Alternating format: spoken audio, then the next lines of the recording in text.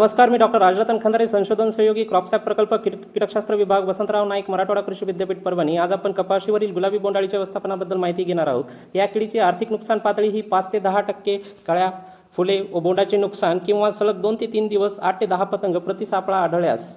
सद्यस्थितीत या किडीच्या व्यवस्थापनासाठी डोमकळ्या दिसून आल्यास त्या तोडून आतील अळीसह नष्ट कराव्यात. प्रादुर्भावग्रस्त व गळालेली पाते आणि बोंडे जमा करून ती नष्ट करावीत. या किडीच्या सर्वेक्षणासाठी 4 ते 5 कामगंध सापळे व मोठ्या प्रमाणात नर पतंग पकडण्यासाठी 25 सापळे प्रति हेक्टरी लावावेत. पक्ष्यांना बसण्यासाठी किमान 25 पक्षी थांबे प्रति हेक्टरी उभारावेत. ट्रायकोग्रामॅटिडिया बॅक्टी या परोपजीवी कीटकाचे 7 ते 8 कार्ड पिकामध्ये लावावेत, म्हणजेच 1.5 लाख अंडी प्रति हेक्टरी वापरावेत. 5% निंबोळी अर्काची किंवा अझाडिरेक्टिन 3000 ppm 50 मिली प्रति 10 लिटर पाण्यामधून प्रतिबंधात्मक फवारणी करावी.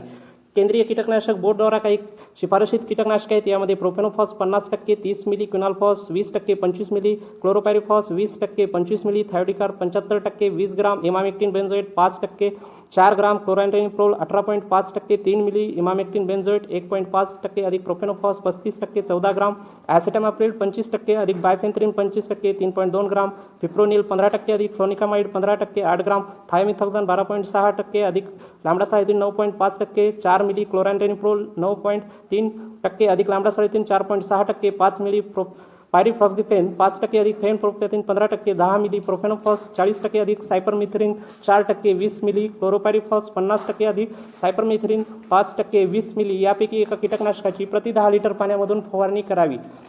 ही कीटकनाशकाची मात्रा साध्या पंपासाठी किंवा नॅपसॅक पंपासाठी आहे. आपण जर पेट्रोल पंप वापरत असाल तर कीटकनाशकाची मात्रा 3 पट करावी.